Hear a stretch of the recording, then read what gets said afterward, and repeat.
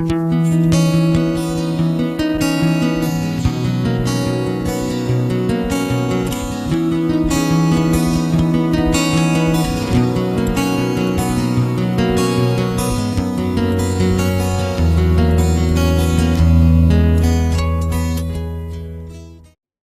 vamos a leer lo que está en la palabra de Dios en Romanos 6, el 11.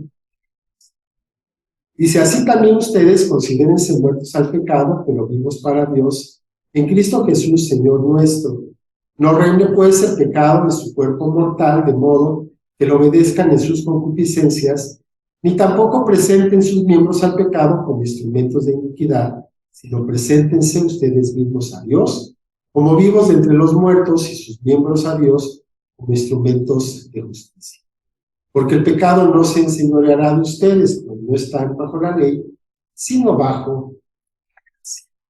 Entonces, estábamos en aquella ocasión, citando esto, diciendo, bueno, pues ¿cómo está eso de vivir bajo la ley? Por la gracia. Vivir bajo la ley es muy fácil de entender, pero es muy difícil de hacer, realizar, pero es muy fácil de entender.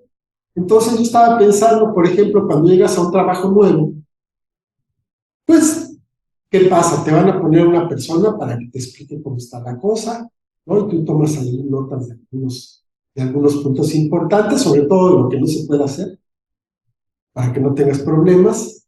O te dan un manual de procedimientos, donde están tus obligaciones y todas tus relaciones.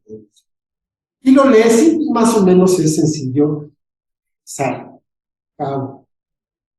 Entonces, vivir bajo la ley, pues de alguna manera no es tan complicado. Si conoces cuáles son tus reglamentos, cuáles son tus leyes, tu constitución, pues más o menos puedes darte una idea de cómo ir viendo. Pero eso es cuando estás viviendo bajo la ley. Si vas a manejar, pues también es conveniente que tengas un reglamento, que conozcas un reglamento de tránsito. En donde quiera que vayas, hay un reglamento, hay una forma de hacer las cosas, incluso en las casas, en los hogares, pues hay una cierta regla de convivencia, están acordadas, casi nunca están escritas, están acordadas y todo el mundo las conoce. Entonces es cosa de que te amoldes a ellas, entonces puedes vivir en armonía con los demás. Muchas veces estas leyes, estos reglamentos, son visibles, otros no, pero son lógicos. Y otros son, pues, un poquito extraños, y esos son precisamente a los que hay que tener cuidado, sobre todo en las áreas de trabajo y demás. Eso que no está escrito, eso que no parece lógico, pero que es donde puedes resbalar, es donde puedes tener. Hay ocasiones en que estas leyes son complicadas para poderlas aplicar. Tienen conceptos difíciles, están redactados de una manera a veces un poco truculenta, para que no sea fácil de entender y para que tenga una aplicación demasiado amplia. Entonces lo puedes manejar para un lado o para otro. Pero sin embargo, sabiendo todo esto, no conocer un reglamento, no conocer una ley, no te exime de cumplirlo. A donde quiera que vayas, lo que vieres. Donde vas a un lugar tienes que conocer cuáles son estos puntos importantes que pueden ser diferentes a los de tu lugar de origen para que no vayas a tener ningún problema. Y bueno, habiendo visto lo anterior, vemos que todas las personas en todos los tiempos, en todos los lugares, siempre hemos tenido una gran necesidad de relacionarnos con Dios. Siempre.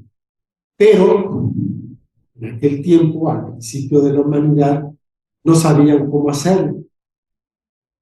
Hace ratito hablábamos de que todas las personas tenemos un hueco en nuestro corazón que es del tamaño de la forma de Dios.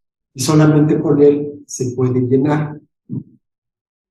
Tienes esa necesidad, pero no sabes qué hacer, no sabes dónde buscar, no sabes cómo tener esa relación. Y ante esto, pues Dios en su misericordia dicta una ley que podemos ver en el Antiguo Testamento. Pero sin embargo, seguir todos estos mandamientos, seguir todos estos estatutos, pues no le daban a las personas realmente paz con Dios, porque había un grave problema.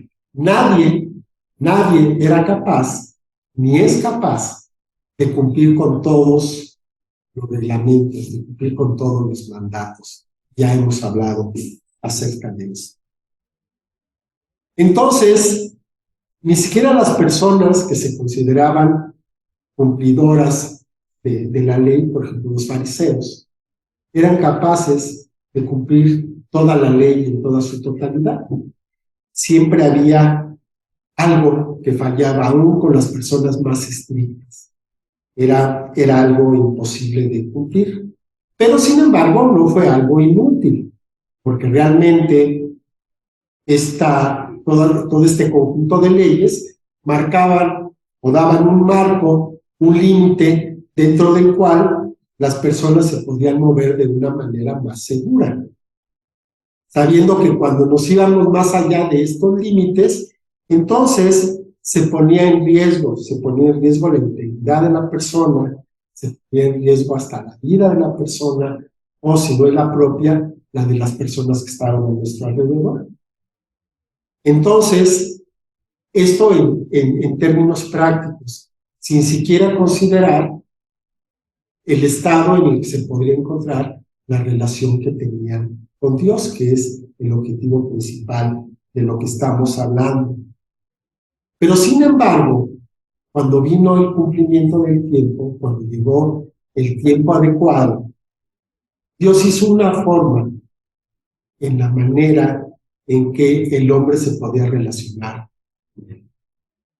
Cuando el Señor Jesucristo vino a la tierra, Él nos mostró una manera distinta de relacionarnos con Dios. Él no abrogó la ley y lo dijo claramente. Yo no vine a dar la ley sino para cumplirla. Y tampoco la dio por caduca. Dijo, todo esto del Antiguo Testamento ya no es válido. Él jamás dijo eso, sino que la cumplió. ¿Para qué la cumplió? Pues para demostrar que sí se podía cumplir.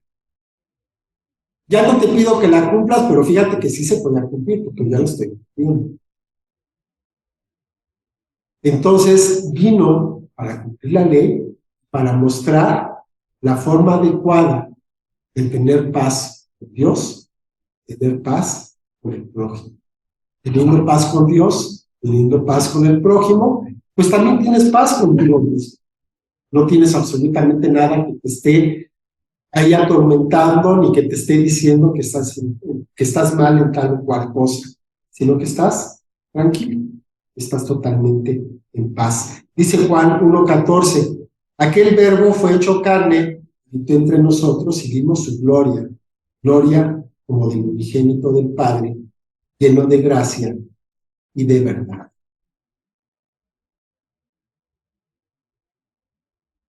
Y aquí nos preguntamos, bueno, pues, ¿cómo era Jesús? ¿Cómo sería Jesús de tal manera que la gente lo podía notar? Y podía decir, como dice aquí Juan, vimos su gloria, gloria como del unigénito del Padre. ¿Qué era lo que podíamos mirar en Jesús? Esto ya lo hemos preguntado anteriormente. ¿Cómo percibieron Juan? ¿Cómo percibieron sus discípulos? Todas las personas que vivieron alrededor de Jesús, estuvo aquí en la carne. ¿Cómo lo vieron? Que se daban cuenta que estaba lleno de gracia y estaba lleno de verdad. Y ahí es donde empezamos a tratar de responder la pregunta. ¿Qué es estar lleno de gracia? ¿Estar lleno de gracia se puede ver o no se puede ver? Se puede percibir, pero quizá no se pueda ver. Pero sí se daba cuenta la gente. La gente se daba cuenta de que Jesús no era igual que todos los demás. Que había algo diferente en él. Y es una de las razones por las cuales la gente lo seguía. Lo seguían multitudes. Quiere decir que multitudes se daban cuenta de esta diferencia, y entonces lo seguían. La diferencia, sin embargo, no era fácil de percibir con los sentidos, porque era una cuestión espiritual. Y entonces la podías percibir, te dabas cuenta de que había algo diferente en Jesús, pero no lo podías explicar, ni tampoco lo podías apreciar en toda su profundidad. Era nada más como una sombra, como algo vago que podían darse cuenta. Veían también que el Señor Jesús tenía una libertad que en su tiempo no era conocida. Veían que él iba en contra de cosas que estaban escritas en la ley, que él discutía con los fariseos y vivía en una libertad totalmente distinta a la que podían ellos aspirar. Pero todo esto sin violentar la ley. Ese era el punto. Que la gente se podía dar cuenta que Jesús podía hacer cualquier cosa, pero no violentaba, sino que podía estar. El Señor Jesús podía sanar en sábado, porque Él se daba cuenta y entendía y enseñaba que era más importante la salud, la vida de una persona, que cumplir con un ritual. ¿Que ese ritual estaba en la ley? Sí, claro. Pero de todos modos, era un ritual. Y es más importante la vida de una persona, su salud, que cumplir un ritual. Y esa es una enseñanza que nos está dejando aún ahora, para que nosotros también lo consideremos. Por ejemplo, sus discípulos trillaban el trigo en sus manos. Un sábado también tenían hambre, entonces estaban cruzando por un campo de trigo, pues tomaron, entonces se comían la semilla del trigo. Pero eso era trabajo, eso no lo podían hacer. Pero por la misma causa, que es más importante alimentar a una persona, cumplir con un ritual. El Señor nos enseña en qué orden debemos tomar en cuenta estas obligaciones que a veces nosotros mismos nos estamos imponiendo. Los maestros, sin embargo, los maestros de la ley, se enfurecían, se ponían como loquitos. ¿Por qué? Porque todo aquello en lo cual ellos creían, en lo que basaban su vida, pues el Señor Jesús les venía a enseñar que realmente nada, no servía. Estaban viviendo con un sistema de prioridades que no era el adecuado. Y esta es una de las razones por las cuales, pues estas personas, estos maestros de la ley, los fariseos, los escribas, querían matar a Jesús, lo que al final hicieron. Estos maestros de la ley nunca entendieron por qué Jesús hacía lo que hacía. Dice en el mismo capítulo, pero los versículos 16 y 17, porque de su plenitud tomamos todos gracia sobre gracia. Pues la ley por medio de Moisés fue dada, pero la gracia y la verdad vinieron por medio de Jesucristo. Efectivamente, sabemos que la ley vino por Moisés, pero la gracia y la verdad vinieron por Jesucristo. Notemos que no es lo mismo la ley que la gracia y la verdad. Son dos cosas. Los medios para traerlos a este mundo fueron totalmente distintos. Y entonces los discípulos de Jesús aprendieron a hacer misericordia con sus hermanos. No porque el Señor Jesús los obligaba, no porque les decía, ahora ustedes van a ir, van a hacer esto y esto otro. No, sino porque veían, lo hacían. Entonces ellos hicieron. Y al hacerlo, ¿cómo se sentían? Se sentían bien. Y entonces lo empezaron a hacer por amor, ya por su propia iniciativa, por amor a las personas. Empezaron a ver aquellas multitudes no como un problema, no como un montón de personas a las que había que darles. Empezaron a ver cómo las veía Jesús. Como ovejas, sí. Se empezaron a ver con misericordia. Y eso fue algo totalmente nuevo para ellos. Ellos podían tener amor, podían tener misericordia para su familia, para sus amigos, pero no para personas que ni siquiera conocían. Pero el Señor Jesús les enseñó que así es como se tenía que. Después de la muerte, después de la resurrección de nuestro Señor, entonces se va el Señor, se quedan solos, y entonces tienen que aprender o van aprendiendo que esta gracia, este amor que van a tener por las personas, esto que antes no tenían, les va a permitir entrar a la misma presencia de Dios a través de Jesús. Entran a la plenitud de Dios. Aquel velo que separaba el lugar santo del lugar santísimo, el velo que separaba la presencia misma de Dios de los lugares donde podía estar la gente, fue rasgado. Pero en el momento en que se rasgó, no hubo ninguna diferencia para los discípulos, se quedaron exactamente igual. Pero cuando aprendieron esto, se dieron cuenta que podían entrar a la presencia de Dios. ¿A través de qué?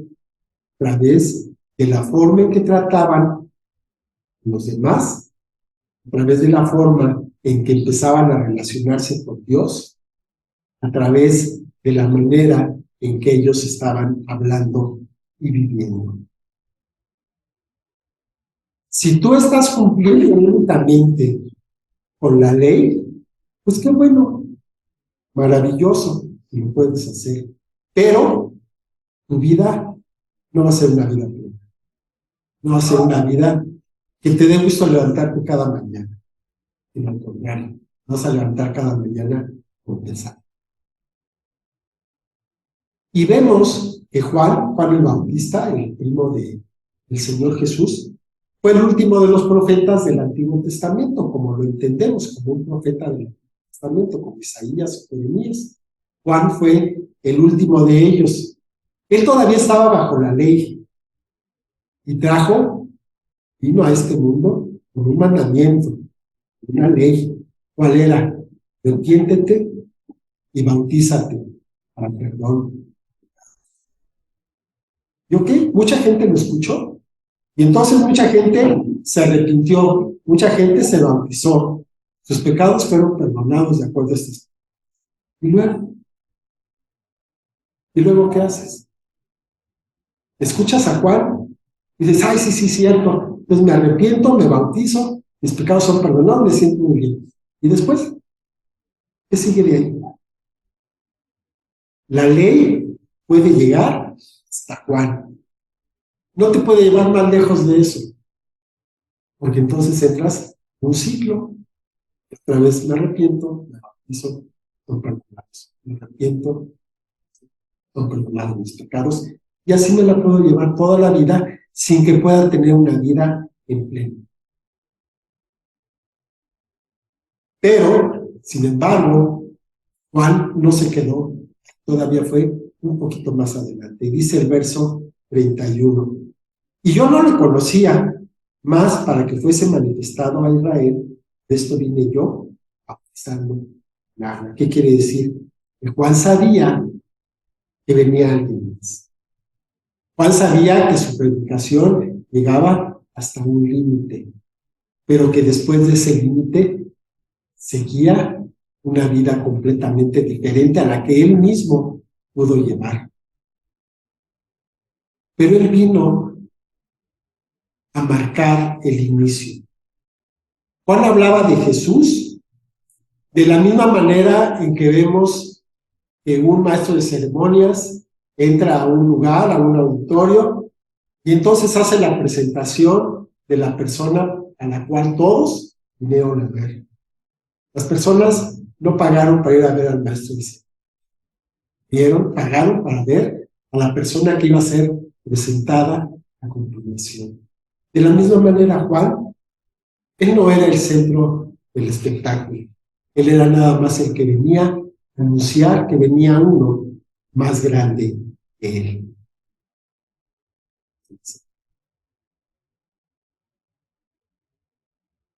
Pero una vez que hace la presentación, Juan empieza a declinar su ministerio, que no sé, a lo mejor llegaba a multitudes y tenía mucha gente.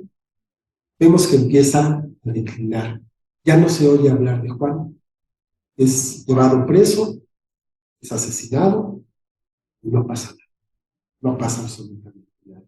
¿Por qué? Porque Juan ya había cumplido su propósito.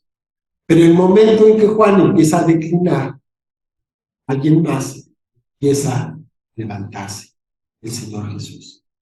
¿Qué quiere decir? Que la ley que representaba el bueno de Juan empieza a declinar y empieza a levantarse la gracia representada en nuestro Señor Jesucristo.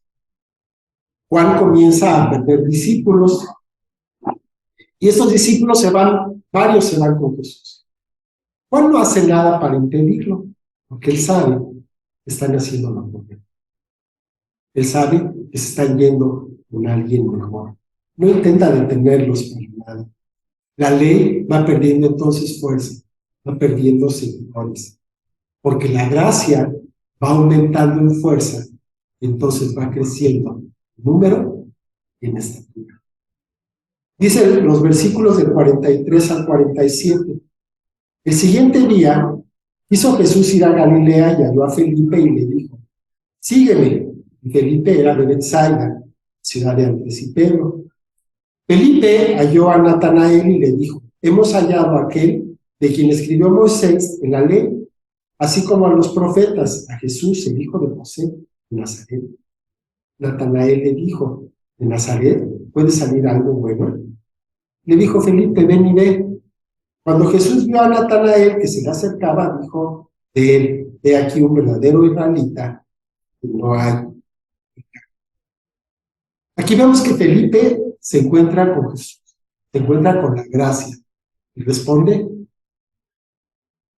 No tiene problema en darse cuenta de quién era Jesús y lo que estaba representando. Pero Natanael no. Natanael se resiste. ¿Por qué? Porque Natanael procesa la información, procesa lo que le está diciendo Felipe y dice: ¿de Galilea? ¿De Galilea puede venir alguien de él? Lo pasa por la mente, lo pasa por todo lo que conoce. Entonces no quiere aceptar, se queda a un lado hasta que Jesús llega. Jesús lo ve y no permite que se quede fuera, sino que lo llama para que sea parte de esa gracia que él está teniendo. Habla con él y habla con él de una buena manera. Dice: he aquí un verdadero israelita en que no hay engaño. No lo está cuestionando, no le echó en cara de que no había creído a la primera. Él pudo haberlo hecho. No le pudo haber dicho: eres un incrédulo, cree como lo hace Felipe. Sino que le dijo: eres un verdadero israelita en quien no hay engaño. Lo bien, hizo sentirse bien. Nosotros, ¿cómo somos? ¿Como Felipe? Como Natanael. ¿Creemos a la primera? Nos cuesta trabajo. Tenemos que esperar a que el Señor nos hable bonito, nos diga cosas buenas, para que entonces demos el paso adelante. Si eres como Felipe, vas a responder de inmediato y empiezas a caminar con él. Otros necesitamos un empujoncito más. Y esto lo vemos también, por ejemplo, en 2 capítulos que están ahí en Juan, que no los voy a leer todos, por supuesto, pero más o menos conocemos. En el capítulo 2 de Juan se habla de la samaritana, la mujer samaritana, la del pozo, todo esto. Esta mujer tuvo la oportunidad de cambiar su vida cuando se encontró con Jesús. La mujer conocía la ley, sabía que esa misma ley la condenaba. Ella se sentía mal, se sentía culpable. ¿Cómo nos damos cuenta de eso? Pues por sus mismas palabras y por sus actitudes. ¿A qué hora fue a recoger agua? Mediodía. La gente, las mujeres de las aldeas, ¿a qué hora iban por el agua? tempranito. ¿Y por qué no salía ella con las demás? Se la acababa. Pues a la hora que salía, en el pozo no había nadie, porque ¿quién sale a cargar agua mediodía? Con el calorón. Entonces, a esa hora, que era la más impropia para hacerlo, a esa hora, esta mujer salió y a esa hora se encontró con Jesús. Y lo que sigue ya lo conocemos. Jesús la confronta y entonces esta mujer hace a un lado todos los prejuicios que traía, sociales, culturales, todo lo que traía, lo hace a un lado de Jesús. Y se convierte en una evangelista, en llevar las buenas nuevas, cuando todavía los evangelios ni siquiera habían sido escritos. Es la primera evangelista que encontramos en la Biblia. Una mujer pecadora, una mujer que no estaba en paz ni siquiera consigo misma, que sabía que la gente la condenaba, pues a esa misma gente que la condenaba fue y le habló de Jesús, le habló de la gracia. Y aquí me acuerdo de un amigo que tuve hace unos años, ya no lo vuelto a ver, pues en alguna ocasión le regalé una Biblia para que empezara a leer, empezáramos a leer diálogo. Y entonces, un día llegó muy contento y me dijo que ya le había empezado a leer y todo, y puede salir, ¿no? Y después de unos 2 o 3 días, llegó así con una cara. ¿Qué pasó? No, pues es que empecé a leer.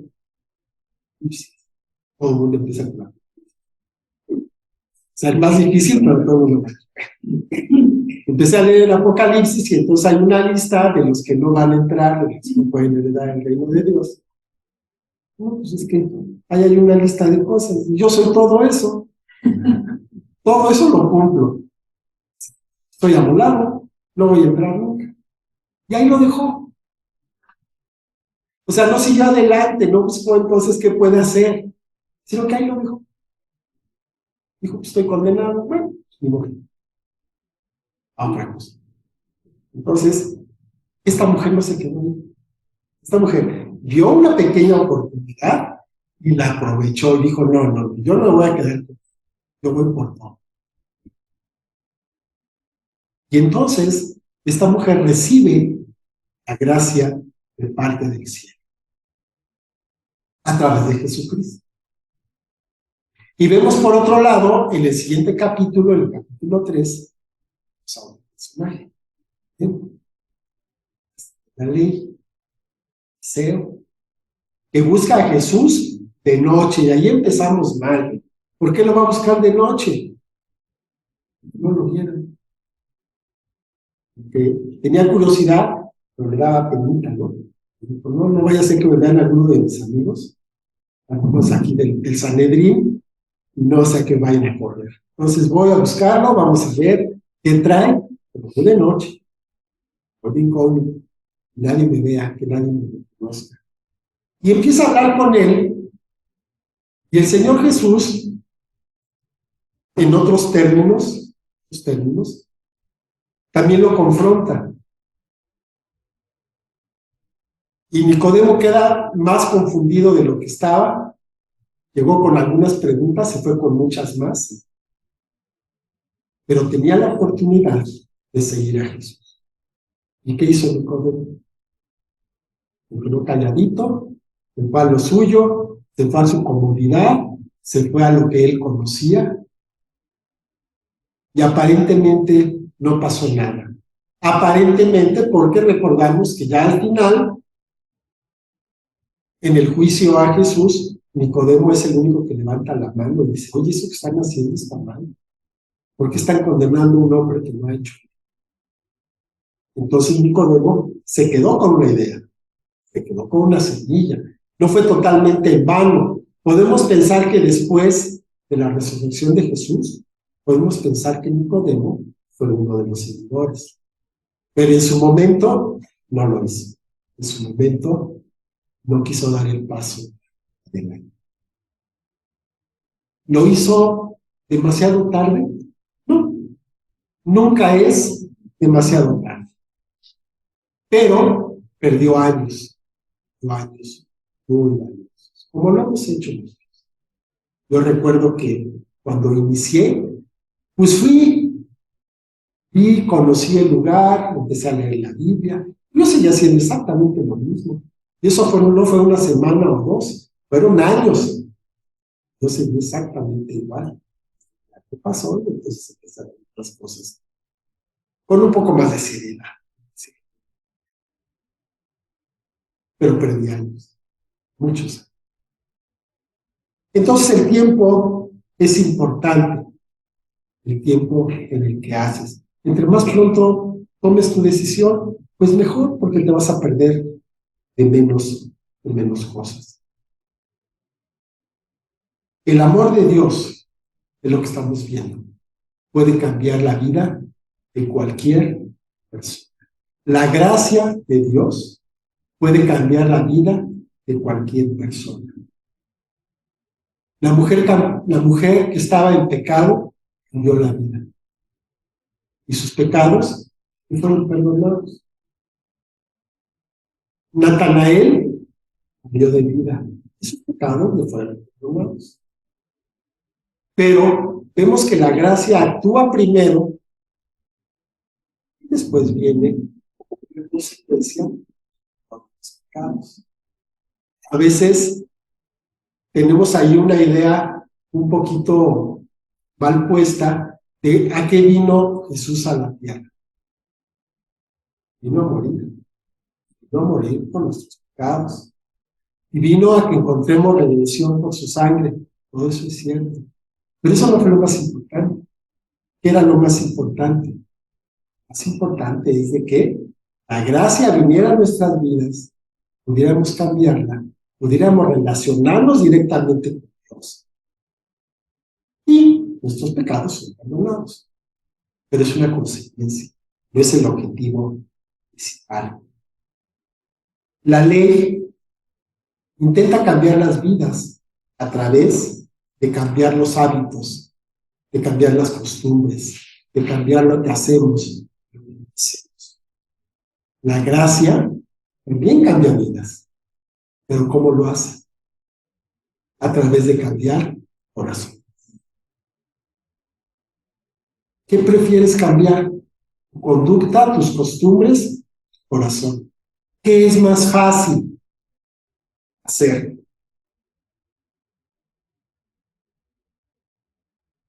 Pues algunos decimos, pues cambiar el corazón, pero sabes que si cambias tu corazón, pues van a cambiar tus costumbres y van a cambiar también todos los hábitos que tienes y no los quieres dejar. Por eso, muchas veces no queremos cambiar. Pero hoy, el Señor Jesús te dice, la ley, tú sabes que se está imponiendo cargas pesadas, cargas que a duras penas puedes llevar. Pero esas cargas, la gracia las quita. La ley se enfoca en tu pasado, en todo lo malo que has hecho. Algunos podemos tener una lista más grande que otros, pero todos tenemos algo de eso.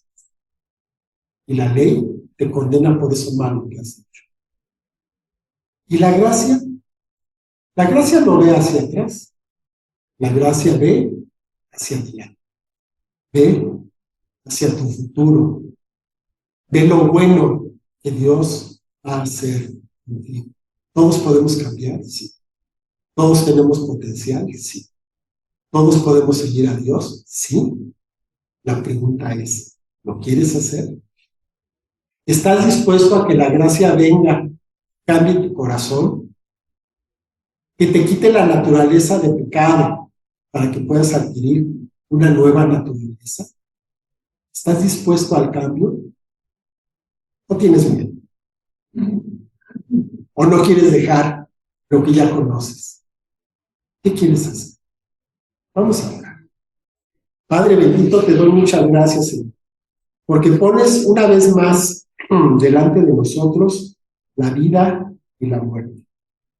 Porque una vez más, Señor, nos vas a escoger entre un camino. Yo te pido, Padre, que pongas convicciones en nuestros corazones para que podamos tomar el camino que lleva a la vida. Que tomemos el camino que nos lleva a la verdad, el camino que nos lleva. El camino que nos lleva a la muerte, Señor, puede parecer atractivo, pero es engañoso, porque al final va a traer muerte, va a traer dolor, va a traer, Señor, oscuridad. Llévanos a tu luz, guíanos, Santo Espíritu, para que podamos hacer lo que tú quieres que hagamos a través de ese cambio en nuestros corazones, que se va a lograr solamente por el cambio en nuestros corazones, Señor, en nuestras mentes, en nuestra conducta. Te damos muchas gracias, Padre, porque sin merecerlo, tenemos la oportunidad de seguirte, tenemos la oportunidad de andar conforme a lo que tú quieres para nosotros. Te doy muchas gracias porque podemos ser hechos hijos tuyos por tu amor. Gracias. Te doy gracias, Padre bendito, porque puedo tener una vida plena. Te doy muchas gracias por este día, en el nombre de nuestro Señor Jesucristo. Amén. Bueno, pues muchas gracias por estar con nosotros, muchas gracias por atender este mensaje. Y pues ya tomamos una decisión, pues vamos a seguir con ella. Muchas gracias. Hasta luego, bendiciones.